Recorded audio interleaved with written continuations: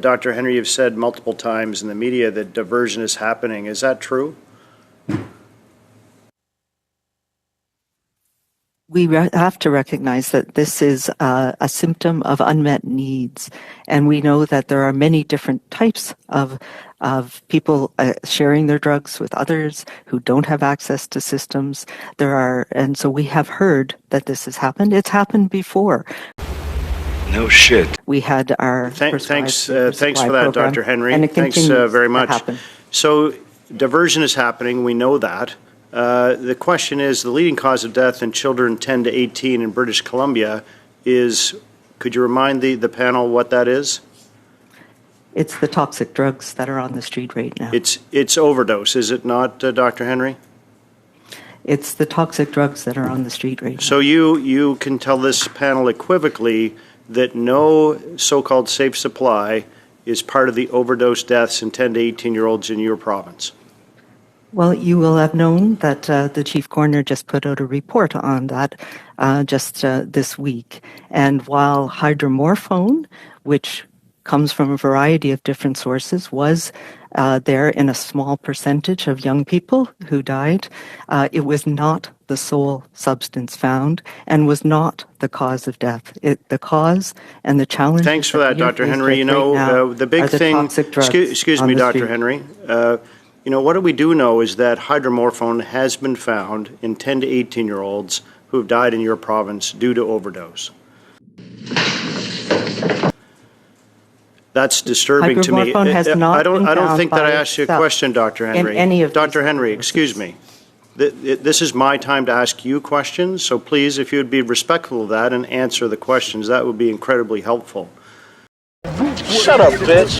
When we talk about legalization, has the import and supply of heroin ever been allowed in Canada? I'm not sure what the question is. You serious? Are we talking about legalization? Well, we probably should be, because I believe in your statement, ma'am, you've said what we're doing with legalization around cannabis, etc. You also talked about monitoring safety of the product. So in the long term, that would be a way to counter the toxic street drugs and take away business from organized crime. Absolutely. So it would appear from that, ma'am, that you are a supporter of legalization. Is that true? I think what has got us into the situation that we're in is prohibition, and we've seen that in many different situations over time. So we saw that with alcohol prohibition. One could say, and some people did say, that the federal government itself was a willing party in the poisoning of people because they were adding this to alcohol that they knew was going to be repurposed and sold as beverage alcohol. Charles Norris made a public statement directly accusing the U.S. government of poisoning American citizens, a minimum of 10,000 deaths nationwide. It sparks outrage across the nation. Over the course of the next year, deaths from industrial alcohol rarely leave the headlines. I think legalization and regulation minimizes harms. So you would be a supporter of legalization of hard drugs such as opium, heroin, cocaine, methamphetamine? I don't think the term hard drugs is a term that I don't think that I asked you that, ma'am. What I asked you is, would you be a supporter of legalization of hard drugs such as methamphetamine, cocaine, heroin, and opium? Would you support that? I believe that legalization and prohibition is the cause of the issue. So legalization and regulation minimizes harms of all drugs. Is that a yes or no, Dr. Henry? You're being very obtuse in your answer. I'm not being obtuse. I'm being truthful in what I believe, which is that prohibition is one of the causes. So the question is, Dr. Henry, is would you support legalization? I'll ask you the third time. I support legalization and regulation of drugs to minimize harms. Do you know of the business called Fair Price Pharma that exists in your province? I know of it. And do you know that Fair Price Pharma arranged for the importation of 15 kilograms of heroin into Canada? That would be under the Health Canada regulations. I didn't ask you about the regulations. I asked you if you knew that they imported 15 kilograms of heroin. No, I did not. Thank you. Do you know a person named Perry Kendall? Of course I do. Perry Kendall was the provincial health officer in British Columbia. And have you ever met with Mr. Kendall? I meet with him regularly. And is it true that he is the founder of Fair Price Pharma? That's not correct. That's 100% a lie. That is not correct. Oh, okay. Fair enough. Does he have any relation with Fair Price Pharma? Not that I'm aware of right now.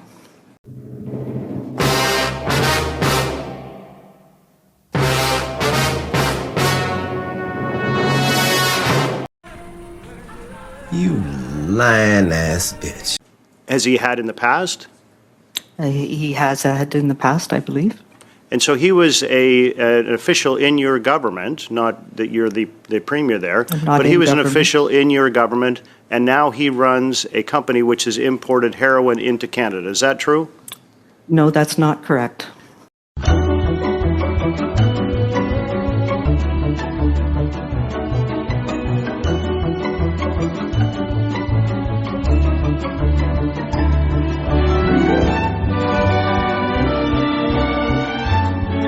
What's that? Huh? What's that? Dr. Perry Kendall, he was BC's public health officer before you, 99 to 2018. Is that true? He was the provincial health officer. That's correct. And you seem to have some trouble with this, but the Vancouver Sun reported that in 2020, after retiring as the public health officer, he co-founded Fair Price Pharma. Is that true or is that not true? He was involved with it. I don't know his exact nature. He was involved with it. He is no longer involved with it. Right. I'm sorry, what did you just say? As far as I am aware, he is no longer involved. He was one of the co-founders of this company that imported 15 kilograms of heroin into Canada. You must remember that any importation of drugs into Canada is done Dr. Henry, under please, Health Canada. this is not your stage to grandstand. This is to answer some very pointed questions. So the questions would be is, you know, he was the co-founder of a company that imported 15 kilograms of heroin into this country. And the answer, of course, is yes. Do you know a Dr. Mark Tyndall? I do know Mark Tyndall. And is it true that he's the former executive medical director of the British Columbia Centre for Disease Control That's correct. and former deputy provincial health officer under Dr. Kendall? Is that true? That's correct. And he started a company called My Safe Society. Is that true? I don't remember the name of it. It could be. Okay, well, let's say it this way then. He started a company was to supply so-called safe supply harder morphone from vending machines. Is that true? From biometric machines, I believe so, yes. Fair enough. And that company then received $1.3 million from Health Canada's SUAP funding. I'll that take true? your word for it. Well, thank you for that. You're asking And- me for things that are not the details that I'm aware of or that I know of. No offense, lady, but what you don't know could fill a warehouse. They're happening in your province, though, and you are the chief public health officer. I'm the provincial health officer. That company also received $3.5 million in funding. Thank you for that. And that being said, are there other companies that you know of in Canada that have the dealer's license to legally possess, produce, sell, and distribute drugs such as opium, heroin, cocaine, and methamphetamine? You would have to ask Health Canada that. You are not aware of any of those companies? This is not an area of my expertise. We are balls deep into retardville now. I didn't ask if you were an expert. I asked you if you were aware of any. I imagine there are. I don't know. Those are not areas that I focus on. Keep saying that. Are you a doctor, aren't you? I don't know. So what you would tell Canadians is that you have no idea that these companies exist, even though many of them are located in your province. I would say that all of the companies, and as part of my role as provincial health officer, I don't meet with industry, whether it's industry related to drugs or industry related to vaccines or any other thing. I don't meet with industry, whether it's industry related to drugs or industry related to vaccines or any other thing. What? So those are not areas where I have knowledge, detailed knowledge of companies. Thank you. Dr. Henry, you recommended a non-medical model for safe supply. Do you have any examples of that you would have recommended to Canadians? Well, we've been working on this, and I mentioned this when it's public knowledge when I came out with my report in February, that I think we need to look at all options around providing people with alternatives to what's toxic on the streets right now. And I have a report that we've been working on that will be coming out in the next few months on that. Do you recommend compassion clubs like the one run by the Drug Users Liberation Front? I don't recommend any specific model. I think we need to continue You're the okay conversation on what models. You're okay with the Drug User Liberation Front, though? That would be a model that you would perhaps support? We call on the City of Vancouver to stop arresting and harassing drug dealers. What the fuck is wrong with this guy? Am I kidding me or what? I'm not supporting any specific models. I think we need to look at all of the options that are available that have the important regulations around them and support them. Dr. Henry, to me it's very concerning that many individuals who were former officials of the British Columbia government, and indeed people have occupied your position, are now involved with distributing, selling, and dealing drugs such as meth, cocaine, heroin, etc., and profiting from it. Is that okay with you? I'm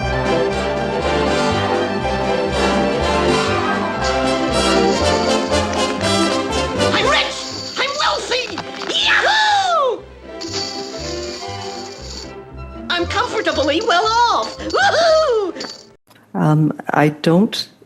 I think what you have to do is separate between legal use, and that is under the purview of Health Canada. Supporting these individuals, they did your job, and you're actually saying, hey, we should legalize more drugs in Canada. That's your pitch to Canadians. And oddly enough, these individuals are actually profiting from it. To me, that convinces me there's a significant conflict of interest here, Dr. Henry. Oh, that doesn't seem suspicious at all. What I have always said and what I continue to say is that prohibition is one of the leading causes of the issue that we're in right now, and that legalizing and regulating is one way to manage the illegal and toxic drug crises that we're dealing with. Does diversion scare you? Are you concerned by diversion? I think diversion, as I've said many times, is a symptom of unmet needs. And in the case of the unmet needs that we are seeing, it is very concerning to me. It means that we need to take different approaches. But I also want to recognize that diversion is not new. We've seen that in many parts of this country. In BC, the toxic drugs on the street has been the proximal cause of what we've been dealing with. I just want to think. I have very limited time. So, do you think having more drugs on the street will solve an addiction crisis? I don't think we're having more drugs on the street. What we're seeing is the toxicity of the drugs on the street has been driving this crisis. Okay, so based on kind of rough math, there's about 50 million safe supply hydromorphone pills prescribed in British Columbia every year. How many of those 50 million pills would be acceptable to be diverted into the hands of gangs and people who are profiting off the death of Canadians? None would be acceptable in that circumstance. Okay. How many would be acceptable to be diverted into the hands of youth? You're on mute.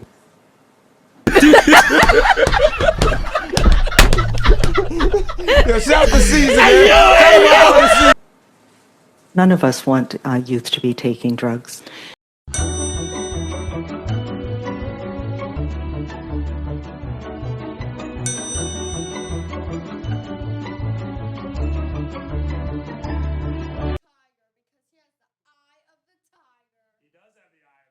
Are you sure about that? And we know that taking prescription drugs is something that we have seen for many years in young people, and that's often where people start. So, because of that, what has the government of British Columbia done to reduce diversion to prevent these potent drugs from getting into the hands of kids? Yeah, that is one of the things that we need to take pay a lot of attention to. So, what is it that gives young people the strength to understand what's out there, to go against peer pressure? I understand all of that, and peer pressures existed for time immemorial. My question is, what has the government of BC done since they've introduced 50 million pills of hydromorphone, a highly potent synthetic opioid that is stronger than heroin, into the market? What have they done to prevent those pills from getting into kids' hands?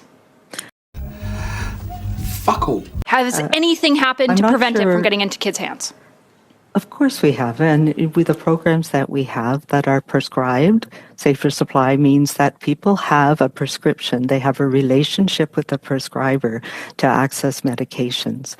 BC's coroner says from 2019 to 2023, 126 children and youth died from unregulated drugs. That includes 28 deaths last year and 36 in 2022. And we know that there is people who share medications, people who keep their drugs. Do you think people sharing for different times? Do you think people sharing their safe supply is compassionate? We've heard that from one witness here.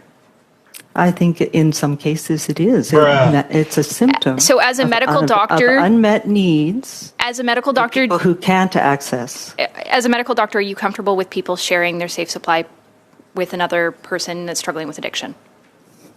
I think it is a better alternative than the street drugs that people are required to access to maintain their addictions, and that's the challenge. The challenge is that we have unmet needs. So you're okay. Cannot access.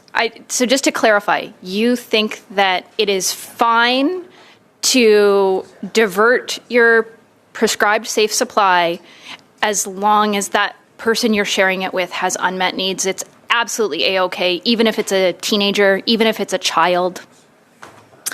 Yeah, I think you're trying to make this into something that is a scenario that is not what we're dealing with. Are you seeing planes? Is your name tattooed? Because I swear to God you're living on Fantasy Island. And what we're dealing with. But it is what we're dealing with. It's what we're hearing. To access programs. Do you think that decriminalization has been a success in British Columbia so far? I think parts of it certainly have.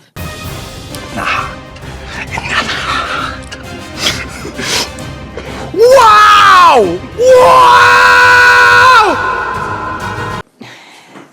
So you think that having a record number of overdose deaths in the first year of a pilot project and having a premier beg the federal government to eliminate public drug use because it's been such a failure and people having to climb over needles to get to children's playgrounds is a success?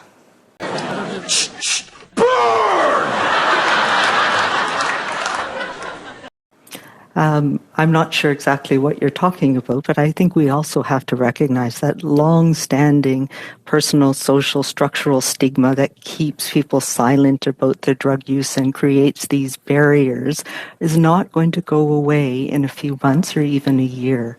So this is one of a suite of measures that we need to do to take away some of those barriers that allow people to reach out and connect. Thank you.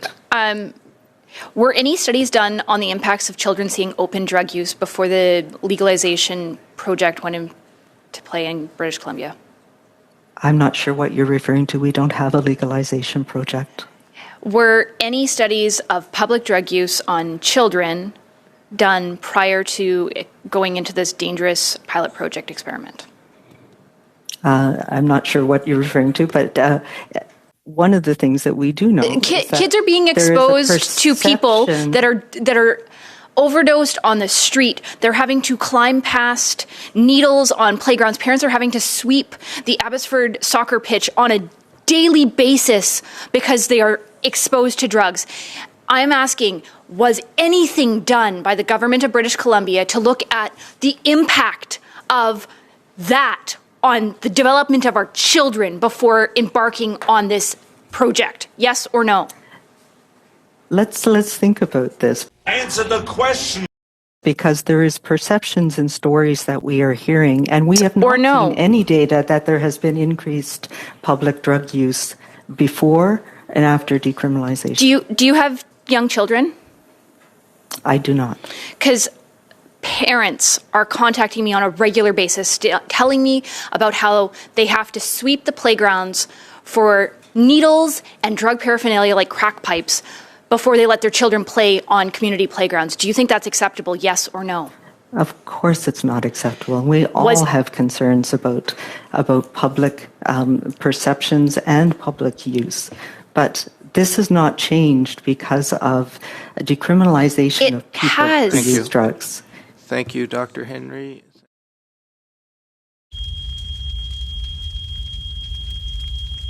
This is fine. I'm okay with the events that are unfolding currently.